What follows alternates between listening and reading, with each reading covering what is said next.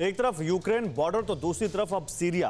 दोनों जगहों पर जैसा जबरदस्त तनाव है, उससे तो यही लगता है कि 2022 का स्वागत बारूदी धमाकों से हो सकता है। दोनों ही मोर्चों पर रूस जैसा शक्तिशाली देश है।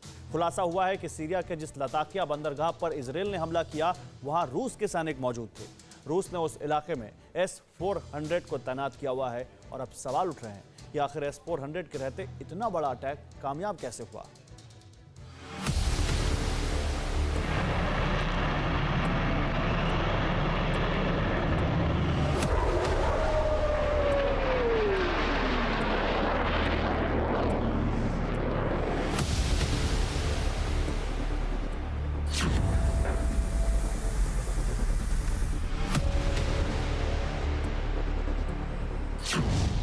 रात के अंधेरे में अचानक आग का गुबार उठने लगा, धमाकों की आवाज गूंजने लगी। एक जबरदस्त हमले से सीरिया का लताकिया बंदरगाह आग और धुएं से घिर गया।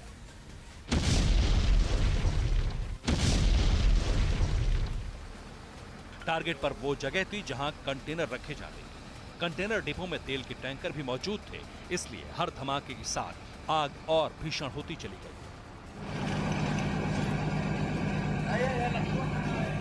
ये एक तरफा हमला था। टारगेट तबाह होने के बाद बमबारी रुक गई, लेकिन अब जो खुलासे हो रहे हैं वो एक बड़े युद्ध की तरफ इशारा कर रहे हैं।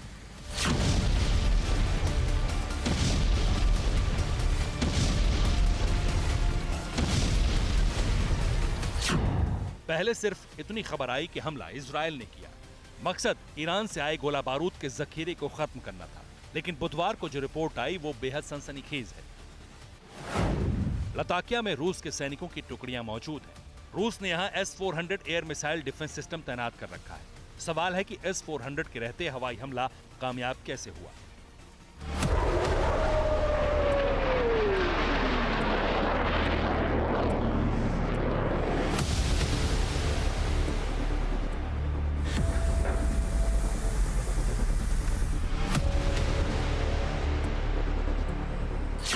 सीरिया के लताकिया में रूसी सैनिकों की मौजूदगी जरूर है, लेकिन हो सकता है कि कंटेनर डिपो से इनकी तैनाती बहुत ज्यादा दूरी पर हो। S-400 की तैनाती को लेकर भी सिर्फ अटकलें हैं, लेकिन इतना तय है कि रूस के सैनिकों को इस हमले से नुकसान जरूर हो सकता था।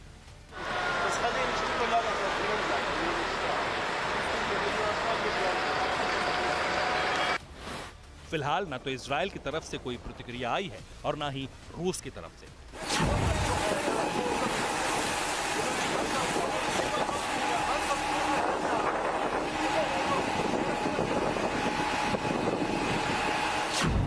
सीरिया की सरकारी मीडिया के मुताबिक हमले से सीरिया को बहुत ज्यादा नुकसान हुआ है।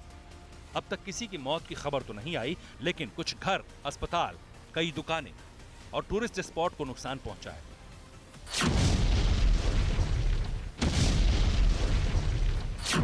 रिपोर्ट के मुताबिक हमले में जिन कंटेनर्स को निशाना बनाया गया, उनमें तेल, मशीनें और कारों के पार्ट्स थे।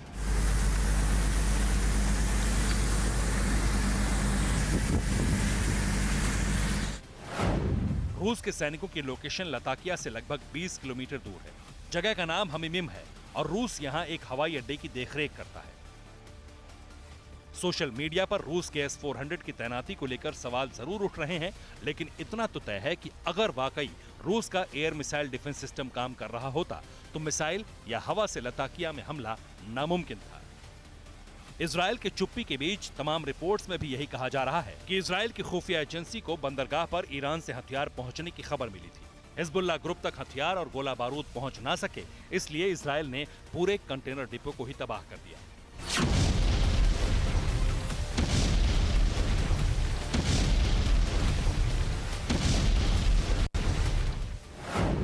ईरान के रिवोल्यूशनरी गार्ड्स ने 1982 में हिजबुल्लाह की स्थापना की थी। इसका मकसद लेबनान में घुसे इजरायली लोगों को मारना था। ये लेबनान के शिया मुसलमानों का आतंकवादी संगठन और राजनीतिक पार्टी भी है।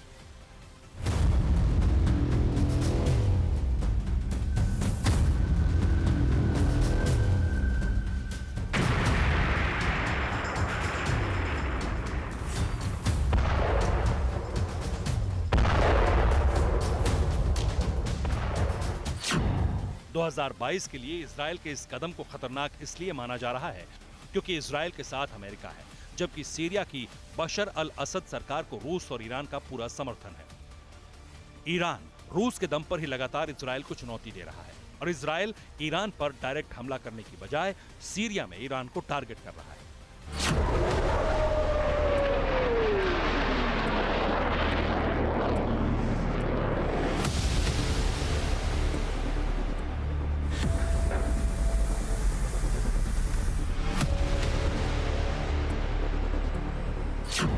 इससे पहले 7 दिसंबर को इजरायली वायुसेना ने लताकिया के बंदरगाह पर मिसाइलें भी दागी थी। अब खतरा पलटवार का है। सीरिया के नुकसान का बदला लेने के लिए अगर अब फिर ईरान या रूस के किसी हथियार की मदद ली जाती है तो निश्चित तौर पर युद्ध की तस्वीर बदल जाएगी और टक्कर फिर रूस और अमेरिका के बीच हो सकती है।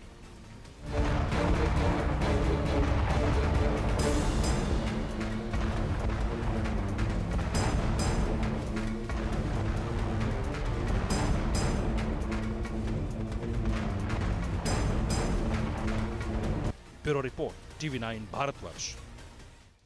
कोरोना धर्म नहीं देखता, जात नहीं देखता, अमीर गरीब ऊंच नीच नहीं देखता। कोरोना सिर्फ मौका देखता है, लेकिन आप उसे मौका मत दीजिए। बस इतना कीजिए, जब कभी दफ्तर से बाजार से घर लौटिए तो इतना ख्याल जरूर रखिए कहीं आपके साथ कोरोना आपके घर तो नहीं जा रहा। भूलिए मत, कोरोना अभी जिंदा है।